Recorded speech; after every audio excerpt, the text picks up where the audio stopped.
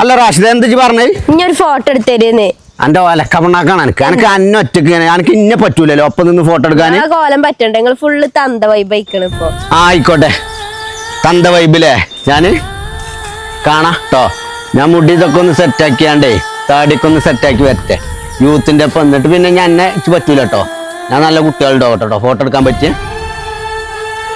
പിന്നെ ഒന്നും നോക്കിയില്ല മക്കളെ, തന്ത വൈബാണെന്ന് പറഞ്ഞപ്പോൾ മൂടങ്ങോട്ട് പോയി. പിന്നെ ഒന്നും നോക്കിയില്ല, വണ്ടൂര് തന്ത വൈബ് മാറ്റി കൊടുക്കണേ വണ്ടൂർക്കാരുടെ ബ്യൂട്ടി പാർലർ ഉണ്ട് താടിറ്റു. ഇവിടെ പോയാൽ എന്താ പറയുക, ഫുള്ള് ചെക്കന്മാർ. അതായത് നമുക്ക് പിന്നെ ഒരു തന്ത വൈബാണെങ്കിലും ഈ ചെങ്ങൈമാരെന്ത് ചെയ്യും, ഫുള്ള് വെട്ടി ലെവലാക്കി നമ്മളെ വൈബ് മനസ്സൊന്നും മാറ്റിത്തരും ശരീരത്തൊന്നും മാറ്റിത്തരും. താടിറ്റു ഇവരെടുത്ത് ചെന്നിട്ട് ഇരുന്നാണ് കൊടുത്താൽ മുഖംമൂടിയൊക്കെ ഏതൊക്കെ ചെക്കന്മാർ. ഇതിൻ്റെ മുതലാളി ചെറുപ്പത്തിൽ കുളത്തിൽ ചാടിയപ്പോൾ നീരാളിനെ കണ്ട് പേടിച്ച് പിരാന്തായതാണെന്ന് പറയണേക്കാം. അതുകൊണ്ട് പൈസയൊന്നും അധികമല്ല, കാരണം മൂപ്പർക്ക് പൈസൻ്റെ വാല്യൂവും കാര്യങ്ങളൊന്നും അറിയാത്തതുകൊണ്ട് ആ പണ്ടത്തെ പൈസക്ക് തന്നെ എപ്പോഴും വെട്ടിക്കൊടുക്കുകയാണ്.